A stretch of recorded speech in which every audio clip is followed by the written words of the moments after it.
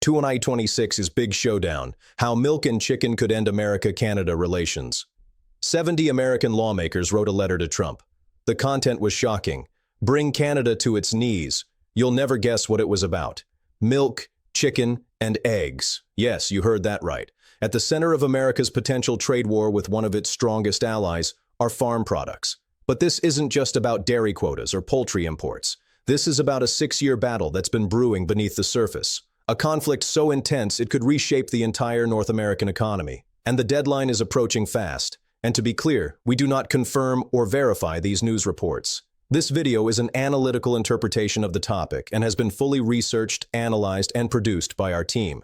July 2026, the 6th anniversary of USMCA, and possibly the most critical trade negotiations in North American history. What you're about to discover will change how you see international trade forever. Because when 44% of America's dairy exports depend on just 2 countries, and one of them refuses to play by your rules, you don't negotiate anymore, you threaten. Let's start with December 2025. A cold winter morning in Washington, D.C. Congresswoman Claudia Tenney from New York sits at her desk, surrounded by folders marked Canadian Dairy Crisis and Supply Management Violations. She's not alone. Over 70 members of Congress, both Democrats and Republicans, are about to sign the most aggressive trade ultimatum sent to a U.S. ally in decades. The target isn't China. It's not Russia. It's Canada. The letter they're writing to Jamieson Greer, the U.S. Trade Representative, contains 3 simple demands. Use the 2026 USMCA review to force Canada to open its dairy market. Apply maximum pressure, and if they refuse, prepare for economic consequences. But here's what makes this story remarkable. This isn't really about milk and eggs. It's about a trade system that Canada built specifically to keep America out.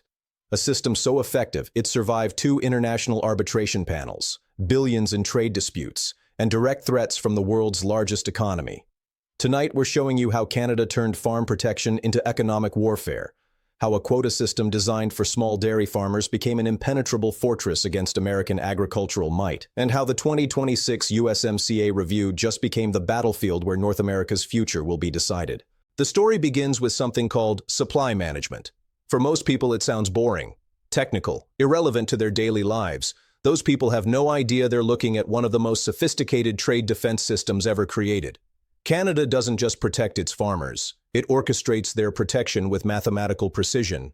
Every gallon of milk, every dozen eggs, every pound of chicken, all controlled through a quota system that determines exactly how much gets produced, who produces it, and what price it sells for. American dairy farmers look at this system and see the ultimate protectionism. Canadian farmers look at it and see survival. Because without supply management, Canada's 11,000 dairy farms would be competing directly with America's industrial dairy operations. Here's the scale difference. Wisconsin alone produces more milk than all of Canada. California's Central Valley dairy operations dwarf anything north of the border. If Canadian markets opened completely to American dairy, the economic math is simple. Most Canadian dairy farms disappear within 5 years. So Canada built something different. They created tariff rate quotas, or TRQs. These allow limited amounts of American dairy to enter Canada at reduced tariffs. Once those quotas are filled, additional imports face tariffs so high they're essentially prohibited. Sounds reasonable, right? America gets access. Canada protects its farmers. Everyone wins. Except that's not how it works in practice. And that's where this story gets interesting. When USMCA was negotiated, the United States demanded larger quotas for American dairy exports to Canada. They got them. On paper, the agreement gave American exporters access to 3.25% of Canada's dairy market. For a $6 billion annual market, that meant opportunities worth hundreds of millions. American dairy executives celebrated. This was their breakthrough into protected Canadian markets. Finally, Wisconsin cheese would compete directly with Quebec's finest. California milk would reach Canadian tables. The economic potential was enormous. Then they tried to actually use those quotas, and discovered that getting access to Canadian dairy quotas wasn't like buying a ticket to a concert. It was like trying to solve a puzzle designed by people who never wanted you to solve it. Here's how it works. Canada divides its TRQ allocations into 2 categories: processor-specific quotas and distributor-specific quotas. Processor-specific quotas go to Canadian companies that process dairy products domestically. Distributor-specific quotas go to Canadian companies that distribute imported products. Notice what's missing? Direct allocations to American exporters. If an American dairy company wants to sell milk in Canada, they first need to find a Canadian processor or distributor willing to use their quota allocation to import that milk. The Canadian company controls the quota. The American company depends on their permission. This creates what trade lawyers call a gatekeeper system. Canadian processors and distributors decide which American products get imported, when they get imported, and what prices they pay. American exporters have access to Canadian markets only if Canadian companies choose to give them access. American dairy executives realized they weren't competing in an open market. They were requesting permission from their competitors. And those Canadian gatekeepers? They had every incentive to minimize American imports. Canadian processors made higher profits using domestic milk. Canadian distributors made more money selling Canadian products. Why would they voluntarily import American dairy that competed with their own operations? The result was predictable. Despite USMCA guaranteeing Americans access to 3.25% of Canada's dairy market, actual usage rates were far lower. Quotas went unfilled. American dairy exports to Canada remained well below their theoretical potential. By 2022, American patience had run out. The United States filed its first dispute under USMCA's arbitration process. The argument was simple. Canada wasn't providing the market access it had promised. The quota system was designed to prevent Americans from actually using their allocated shares. Canada's response was equally straightforward. We're following the agreement exactly as written. The quotas exist. American companies can apply to use them through established Canadian channels. If they're not being filled, that's a commercial decision, not a policy violation. The arbitration panel sided with the United States. In their 2022 ruling, the panel determined that Canada's quota allocation system created unnecessary barriers to American exports. Canada was required to modify its TRQ administration to provide more direct access for American exporters. Canada complied. They changed their allocation system to give American companies more direct control over quota usage. American dairy executives thought they had finally broken through Canada's protective barriers. They were wrong. By 2023, American officials were filing a second arbitration complaint. The modifications weren't working. Canadian processors and distributors were still controlling market access through indirect methods. American companies were still struggling to actually use the quotas they were theoretically entitled to. This time, Canada won the arbitration. The panel ruled that Canada's revised system provided adequate access opportunities for American exporters. If American companies weren't maximizing their quota usage, that reflected commercial challenges, not systemic discrimination. But here's what the arbitration panel didn't address: the fundamental economics of the system. American dairy companies weren't avoiding Canadian markets because they lacked commercial vision. They were avoiding them because supply management made those markets economically unviable for most American products. Canadian milk prices are significantly higher than American milk prices. That price difference exists because supply management controls production volumes to maintain farmer profitability. When American exporters enter Canadian markets, they're competing not just against Canadian products, but against an entire pricing structure designed to support Canadian farmers. Even with quota access, American dairy often couldn't compete on price with subsidized Canadian production. And Canadian consumers, accustomed to higher dairy prices, weren't automatically switching to American alternatives just because they were available. American agricultural officials realized they had been fighting the wrong battle. They had focused on getting access to Canadian quotas when the real issue was the quota system itself. Supply management didn't just control imports. It controlled the entire Canadian dairy market structure in ways that made American competition difficult regardless of quota allocations. That's when Congresswoman Claudia Tenney started writing her letter. Tenney represents New York's 24th Congressional District, which includes some of the state's most productive dairy farms. Her constituents weren't interested in technical arbitration rulings or quota allocation mechanisms. They wanted to know why their milk couldn't reach Canadian consumers who lived just hours away. For New York dairy farmers, the Canadian border represented their most logical export market. Montreal was closer than many American cities. Quebec consumers already bought premium dairy products. The transportation costs were minimal. Everything about Canadian markets made economic sense except Canada's trade policies. Tenney's letter to Trade Representative Jameson Greer wasn't diplomatic. It was direct. Canada had spent 6 years manipulating USMCA dairy provisions to prevent meaningful American access. 2 arbitration panels had failed to resolve the fundamental problem. It was time for the United States to consider more aggressive options. The letter specifically requested that the Trump administration use the 2026 USMCA review process to demand complete elimination of supply management for dairy, eggs, and poultry. Not modification, not improved access, complete elimination. If Canada refused, the United States should be prepared to withdraw from USMCA entirely and revert to bilateral trade relationships that gave America more leverage to address these issues. Tenney wasn't acting alone.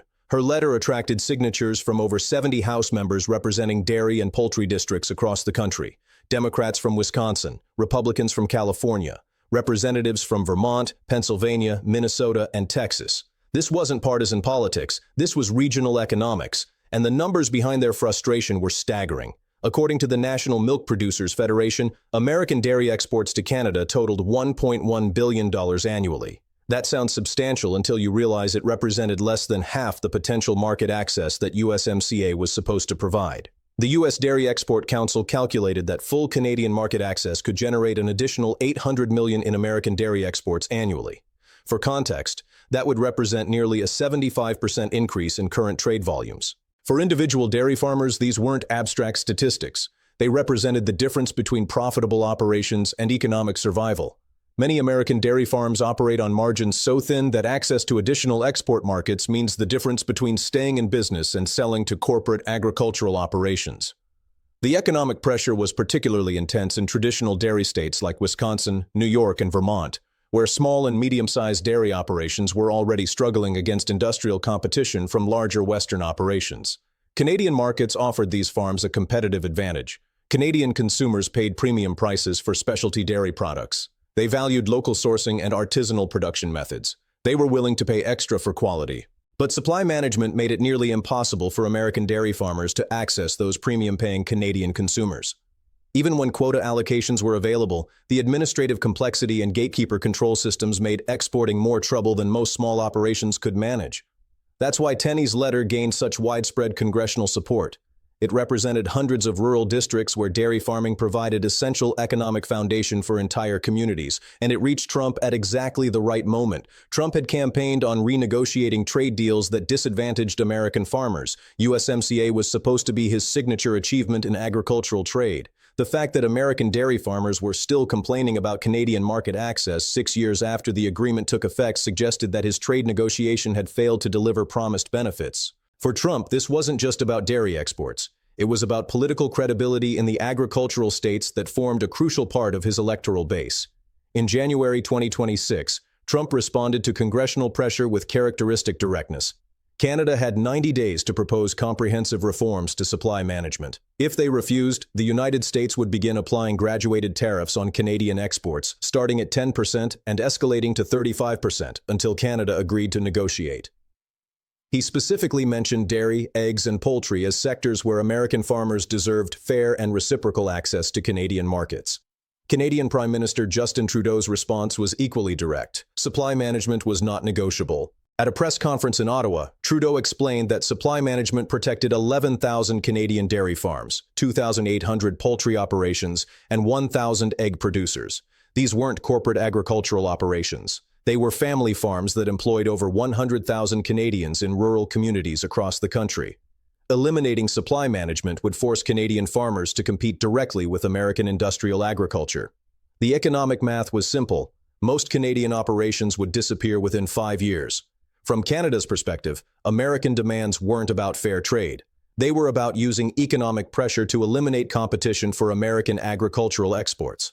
Canadian officials pointed out that supply management didn't prevent American dairy imports. It controlled them through quota systems that maintained market stability for Canadian farmers. American companies that worked within established quota frameworks could still access Canadian markets. The real American complaint, Canadians argued, was that supply management prevented American agricultural corporations from using their scale advantages to dominate Canadian markets entirely.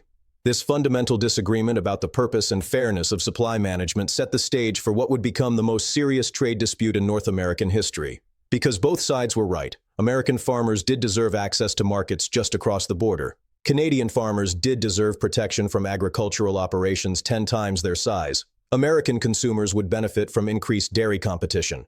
Canadian communities would suffer economically if their local farms disappeared. There was no compromise position that satisfied both countries' core interests. Someone would win, someone would lose, and the 2026 USMCA review process would determine which. But here's what made this dispute particularly dangerous. It wasn't happening in isolation.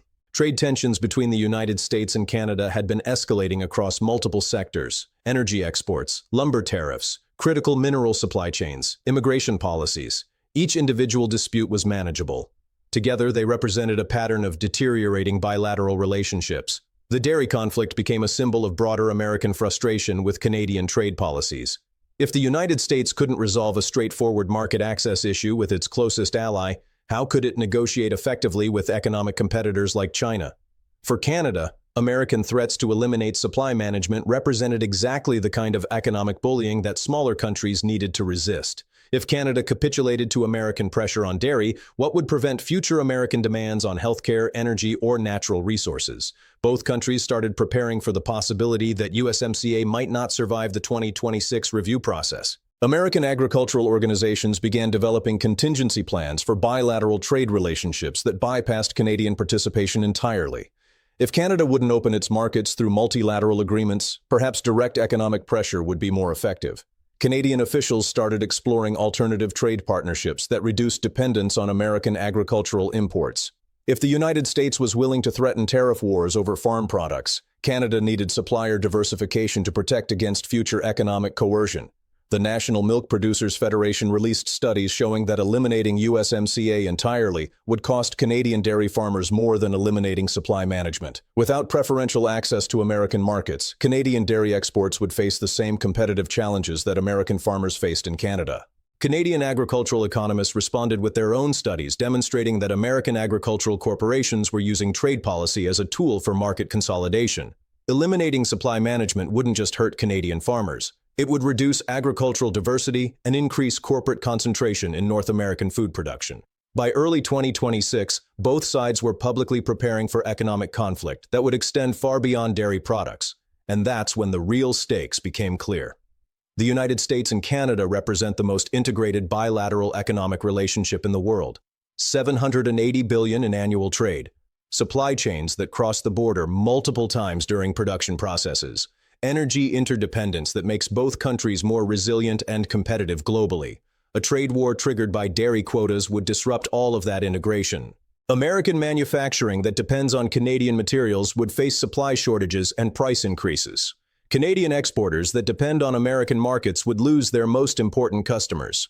Both economies would become less competitive globally as they wasted resources on economic conflict with their natural partners. China, the European Union, and other economic competitors would benefit enormously from North American trade disruption. Markets that American and Canadian companies currently dominate together would become opportunities for foreign competitors. Agricultural trade wars have consequences that extend far beyond agriculture, but neither country showed signs of backing down. Trump's political base expected him to deliver on promises of agricultural market access. Failing to resolve Canadian dairy issues after 6 years of negotiations would suggest that his trade strategy was ineffective. Trudeau's political survival depended on protecting Canadian farmers against American corporate agriculture. Capitulating to American pressure on supply management would destroy his credibility with rural Canadian voters. Both leaders had domestic political incentives to escalate rather than compromise. And the July 2026 USMCA review deadline was approaching fast. Here's what happens if USMCA collapses over dairy disputes.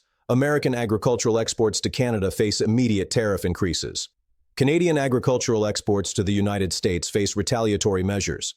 Both countries lose preferential access to each other's markets and revert to World Trade Organization rules that provide less protection for agricultural products. Manufacturing supply chains that depend on duty-free movement between the two countries face immediate cost increases. Automotive production that relies on integrated Canada-US operations becomes less competitive against Asian and European manufacturers. Energy trade that currently flows freely across the border faces new regulatory and tariff barriers. Both countries become more dependent on global energy markets and less able to respond to supply disruptions through bilateral cooperation. The broader economic impact cascades through multiple sectors that currently benefit from North American integration. But here's the most dangerous possibility. Agricultural trade wars create food security vulnerabilities that extend far beyond trade statistics. Canada imports significant quantities of American fruits, vegetables, and grain products that cannot be efficiently produced domestically. The United States depends on Canadian potash, canola oil, and other agricultural inputs that are essential for American food production. Trade disruptions don't just affect corporate profits, they affect food availability, food prices, and food security for millions of consumers in both countries. Agricultural trade wars can quickly become food crisis management challenges, and that's why congressional pressure on Trump to escalate Canadian dairy disputes represents more than just regional political interests. It represents a fundamental test of whether North American economic integration can survive domestic political pressure for agricultural protection. If the United States and Canada cannot resolve trade disputes about farm products between friendly democratic allies, the broader project of international economic cooperation faces serious challenges. Other countries watch American-Canadian trade negotiations carefully. If economic partnerships between natural allies collapse over relatively minor market access issues, why would other countries invest in long-term trade relationships with the United States? Agricultural trade wars damage American credibility for future trade negotiations globally, but they also create opportunities for American agricultural interests that have struggled to compete in protected foreign markets. Eliminating Canadian supply management would give American dairy farmers access to markets worth potentially billions in additional export revenues. It would demonstrate that American trade policy can deliver concrete benefits for domestic producers who support expanded international trade. Success in forcing Canadian market opening could provide a template for addressing similar trade barriers in other countries. The stakes are enormous for both countries and for the broader future of North American economic cooperation. What happens next depends on decisions made in Washington and Ottawa over the coming months. But here's what we know for certain. The 2026 USMCA review process will determine whether North America maintains its position as the world's most integrated economic region, or whether domestic agricultural politics fragment that integration into competing bilateral relationships. The outcome affects far more than just dairy farmers. It affects the future of international trade cooperation. It affects North American competitiveness against Asian and European economic blocs. It affects food security for millions of consumers. And it all started with a letter from 70 members of Congress demanding that Canada open its milk and egg markets to American farmers. The biggest trade war in North American history might be fought over dairy quotas. July 2026 is 6 months away. The countdown has begun. 2026 Big Showdown: How Milk and Chicken Could End America-Canada Relations. 70 American lawmakers wrote a letter to Trump. The content was shocking. Bring Canada to its knees. You'll never guess what it was about. Milk, chicken, and eggs. Yes, you heard that right. At the center of America's potential trade war with one of its strongest allies are farm products. But this isn't just about dairy quotas or poultry imports. This is about a 6-year battle that's been brewing beneath the surface, a conflict so intense it could reshape the entire North American economy. And the deadline is approaching fast. And to be clear, we do not confirm or verify these news reports. This video is an analytical interpretation of the topic and has been fully researched, analyzed, and produced by our team.